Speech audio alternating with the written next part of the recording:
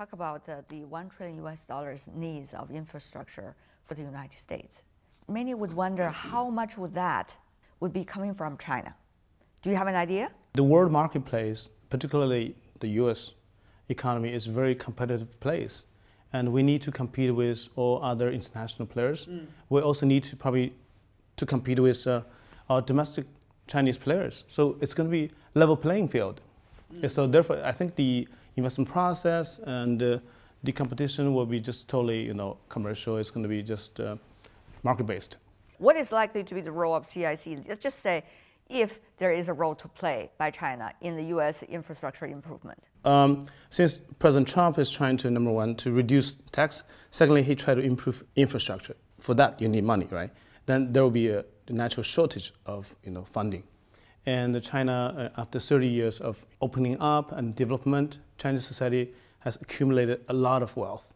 And some of the money can be used or invested in some U.S. infrastructure projects. And of course, CIC can play a role, not only by just investing by ourselves, but also we can try to coordinate different financial institutions in China. We can serve as a coordinator or try to serve as a bridge between the two countries. But Dr. Qi, after working in CIC for quite some time, there is a disconnect about the U.S. policy toward overseas investors, particularly, I guess, from China. So when you talk about CIC could play this role, the question is, can CIC play that role? Well, I think we really have to play smart for that. I think you need to convince a lot of people that we can help to both sides.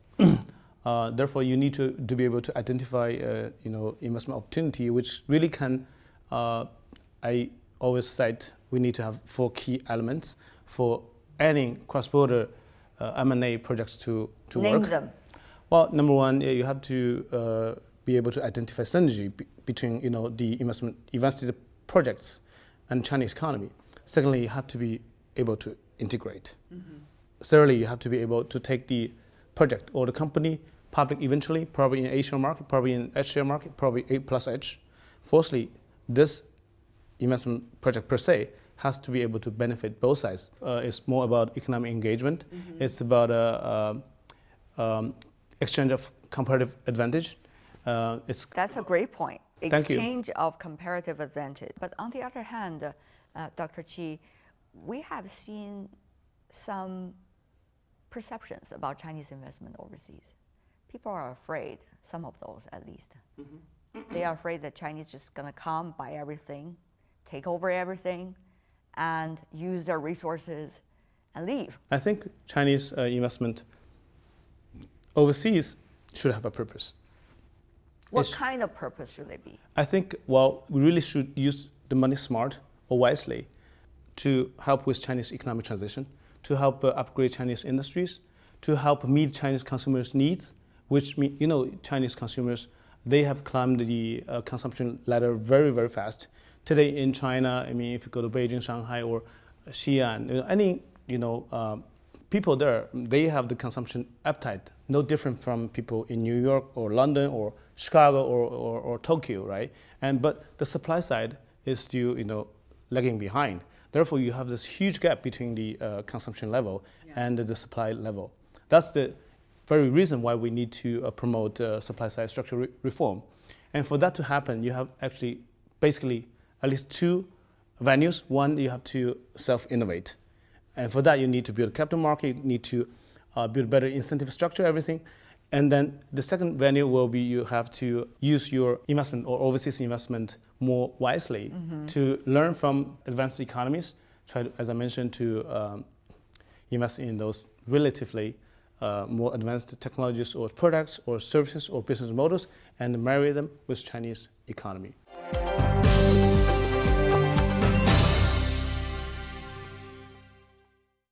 How far are we from there? Well, if you think about Chinese investment over the past decade, let's just say, certainly China paid its tuition, some would say. And yet, with this grand project of Belt and Road Initiative, and with China's domestic needs for structural reform, how is it likely to play that role, be an international investor, is extremely crucial now than any time before. China is definitely improving. Number one, I think the regulation is improving. Secondly, I think people from both the financial institutions and the industry side, they're learning. I can mention one example. A Chinese manufacturing company, they actually went to the States and they set up their headquarters in Midwest regions.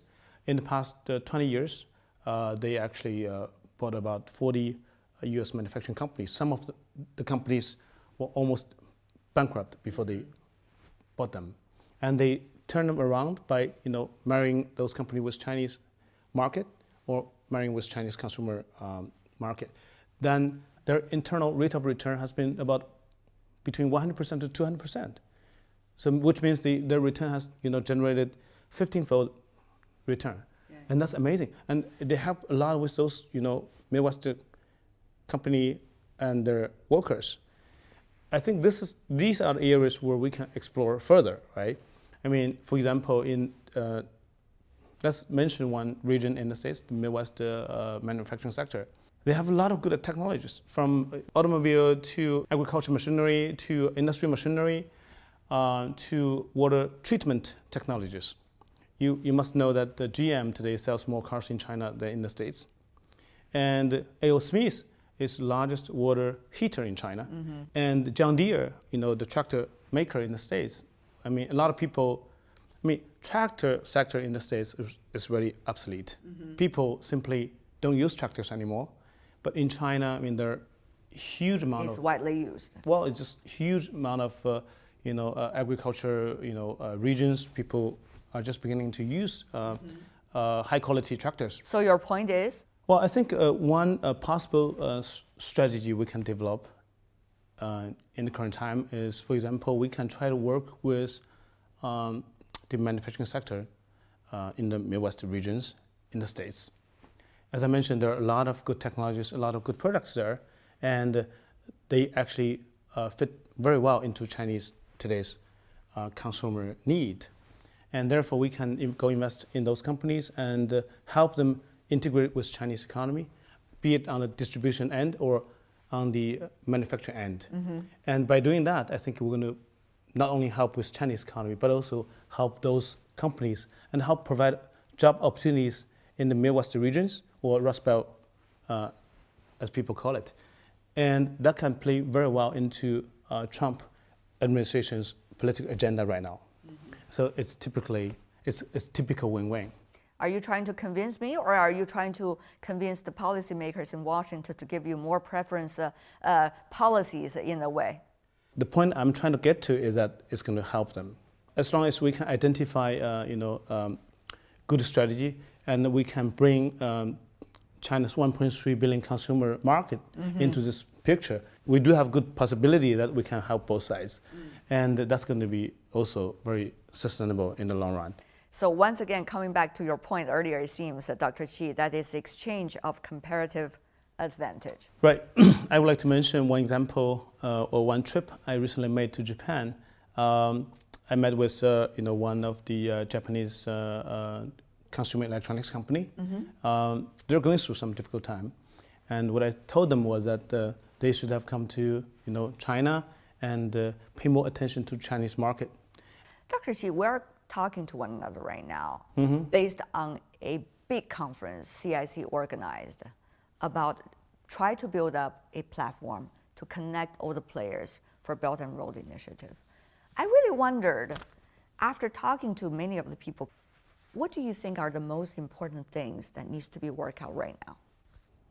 CIC being one of the largest, if probably the largest sovereign wealth fund in China, at one hand, it has to invest in international market and try to help Chinese economy to grow and upgrade. On the other hand, I think it should play a role to provide a platform for a lot of Chinese companies and international companies to meet with each other. Mm-hmm. And I call it the global technology meeting with Chinese consumer markets. And by doing that, I think, for example, a lot of the listed companies in China participated in today's conference. And a lot of the international companies also come to today's conference.